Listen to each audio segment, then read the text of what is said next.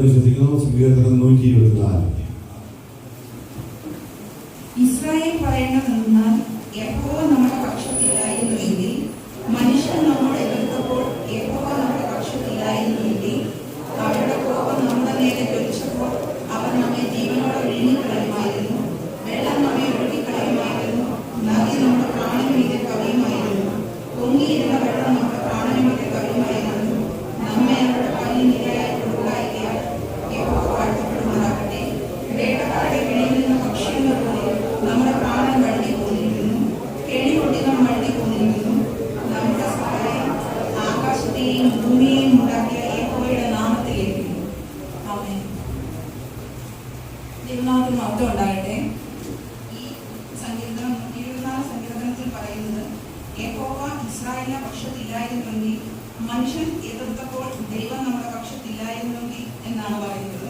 അതെ, ദൈവം നമ്മുടെ പക്ഷത്തില്ല എങ്കിൽ നമ്മൾ പല സ്ഥലങ്ങളിലും തോറ്റുപോകുമായിരുന്നു. അവിടെ എല്ലാം ദൈവം നമ്മുടെ പക്ഷത്ത് നിന്ന് നമ്മളെ അത്യത്ഭുതമായി വഴി നടത്തിയിട്ടുണ്ട്. എല്ലാവർക്കും ഇരിക്കാം. ഞാനൊരു ചെറിയൊരു കഥ പറയാനാണ് ആഗ്രഹിക്കുന്നത്. ഞാൻ കേട്ട ഒരു കഥയാണ്.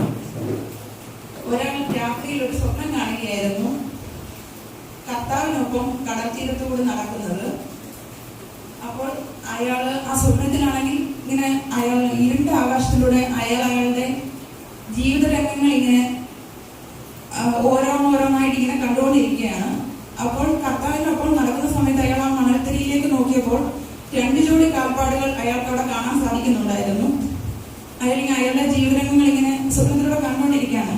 അപ്പോൾ മുഴുവൻ മിനിമം ഫുള്ളായിട്ട് അയാൾ കണ്ടു കഴിഞ്ഞ സമയത്ത് അയാൾ ആ മണലിലേക്ക് നോക്കിയപ്പോൾ അയാളുടെ ഏറ്റവും പ്രയാസകരവും സങ്കടകരമായ സമയങ്ങളിൽ ആ മണലില് 1 ജോഡി കാൽപ്പാടുകൾ മാത്രമേ അയാൾക്ക് കാണാൻ സാധിച്ചുള്ളൂ.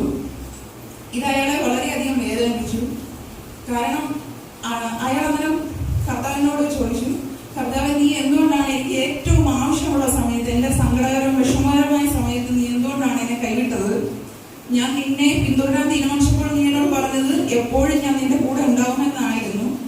പക്ഷെ എന്തുകൊണ്ടാണ് കർത്താവ് ഇങ്ങനെ ചെയ്തത്? എനിക്ക് ഏറ്റവും ആവശ്യമുള്ള സമയത്ത് നീ എന്നെ കൈവിട്ടത് എന്തെന്ന് കർത്താവിനോട് ചോദിച്ച സമയത്ത് കർത്താവ് പറഞ്ഞു, കുഞ്ഞൻ, ഞാൻ നിന്നോട് പറഞ്ഞത് നിന്നെ ഞാൻ ഒരു നാൾ കൈവിടില്ല എന്നാണ്. നിന്നെ കൈവിട്ടിട്ടുമില്ല. നീ ആ മണൽത്തിരിയിൽ കണ്ട ആ 1 ജോഡി കാൽപ്പാട് അത് എന്റെ ആയിരുന്നു, നിന്റെ ആയിരുന്നില്ല, നീ എന്റെ കരങ്ങളിലായിരുന്നു എന്ന് കർത്താവ് പറഞ്ഞു. അപ്പോഴാണെങ്കിൽ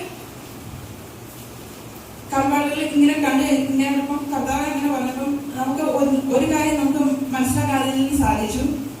നമ്മളാണെങ്കിൽ നമ്മുടെ ജീവിതത്തിൽ പ്രശ്നങ്ങൾ ഉണ്ടാകുന്ന സമയത്ത് നമ്മൾ വിചാരിക്കും നമ്മുടെ മിടുക്കുകൊണ്ടായിരിക്കും അതിൽ നിന്നൊക്കെ നമ്മൾ രക്ഷപ്പെട്ടു വരുന്നതെന്ന്. ഒന്നുമല്ല, കർത്താവിന്റെ കൃപ ഒന്നുകൊണ്ട് മാത്രമാണ്. എന്റെ ജീവിതത്തിൽ ഒരുപാട് പ്രശ്നങ്ങൾ ഉണ്ടായ സമയത്തും കർത്താവ് എന്റെ കൂടെ ഉണ്ടായിരുന്നു. ഞങ്ങളുടെ ചുറ്റും ഒരുപാട് പേരുള്ള സമയത്തും ഞാനും എന്റെ ഹസ്ബൻഡും വളരെ പ്രയാസത്തിലൂടെ കടന്നു പോയി. ഞങ്ങളുടെ ജീവിതത്തിൽ കുറച്ച് പ്രശ്നങ്ങൾ ഉണ്ടായപ്പോൾ ഞങ്ങൾ രണ്ടും മാത്രമേ ഉണ്ടായിരുന്നു. ചുറ്റിനും വേറെ ആരുമില്ല. ദൈവത്തോട് മാത്രം ഞങ്ങൾ കൃപ അന്നേരം ചോദിച്ചു. അന്നേരം ഞങ്ങളെ മുമ്പോട്ട് വഴി നടത്തിയത് മുഴുവൻ ദൈവമായിരുന്നു. ആ ദൈവത്തെ മുറുകെ പിടിച്ച് നമ്മൾ മുമ്പോട്ട് പോവുകയാണെങ്കിൽ നമുക്ക് ഒന്നിനും കുറവില്ലാതെ നമ്മുടെ ദൈവത്തിന്റെ കൂടെ നടക്കുന്ന സമയത്ത് പരീക്ഷകളൊന്നും ഇല്ലാന്നൊന്നും ഞാൻ പറയുന്നില്ല. പരീക്ഷകളുണ്ടായിരിക്കും, ഏറ്റവും ഇതായിട്ടുള്ള പരീക്ഷകളുണ്ടായിരിക്കും. പക്ഷെ പരീക്ഷ ദൈവം അനുവദിക്കുകയാണെങ്കിൽ ഉറപ്പായിട്ടും പരിഹാരം കണ്ടെത്തിയിട്ടായിരിക്കും ദൈവം നമ്മുടെ ജീവിതത്തിൽ പരീക്ഷ അനുവദിക്കുന്നത്. ഇതിൽ നിന്ന് നമുക്ക് മനസ്സിലാക്കാൻ കഴിയുന്നത് നമ്മൾ എപ്പോഴും ദൈവത്തെ മുറുകെ പിടിച്ച് മുമ്പോട്ട് പോവുക. ഇന്നലത്തെ പാസ്റ്റർ ആണെങ്കിൽ ഇന്നലത്തെ ആ പ്രസംഗത്തിനാണെങ്കിൽ പറയുന്നുണ്ടായിരുന്നു, നമ്മളാണെങ്കിൽ ദൈവത്തിന്റെ മുമ്പിൽ കരയുകയാണെങ്കിൽ, മുട്ടുകുത്തുകയാണെങ്കിൽ ഒരു നാൾ ഒരു മനുഷ്യന്റെ മുമ്പിൽ നമുക്ക് മുട്ടുകുത്തേണ്ടി വരില്ല, കരയേണ്ടി വരില്ല എന്ന് പറഞ്ഞിട്ടുണ്ടായിരുന്നു. അതെ, നമ്മളാണെങ്കിൽ ദൈവത്തിന് മുമ്പിൽ മുട്ടുകുത്തുകയാണെങ്കിൽ കർത്താവ് ഒരു കാരണവശാലും ഒരു മനുഷ്യന്റെ മുമ്പിൽ മുട്ടുകുത്താൻ അനുവദിക്കത്തില്ല. അങ്ങനെ തന്നെ നമുക്ക് മുമ്പോട്ട് പോവാം. ദൈവം നിങ്ങളെല്ലാം ധാരാളമായി അനുഗ്രഹിക്കട്ടെ. എനിക്ക് ഇന്നിവിടെ നിന്ന് ഈ സങ്കീർത്തനം പറയാനുള്ള കൃപ തന്ന ദൈവത്തിന് നന്ദി ആദ്യം തന്നെ പറയുന്നു. അതുകൂടായിട്ട് സാർ ഇവിടെ ഇല്ല. സാറിന് മുമ്പിൽ വിളിച്ച് സങ്കീർത്തനം പറയണമെന്നായിരുന്നു എന്റെ ആഗ്രഹം. സാറിനെ ഇന്ന് വിളിച്ച സമയത്ത് പറഞ്ഞിരുന്നു, ബിന്ദു അതിന്റെ വീഡിയോ ഇട്ട് തന്നാൽ മതി, ഞാൻ കണ്ടോളാന്ന് പറഞ്ഞായിരുന്നു. അപ്പൊ സാറിനും ബാക്കി എല്ലാവർക്കും ഞാൻ നന്ദി പറയുന്നു. Thank you.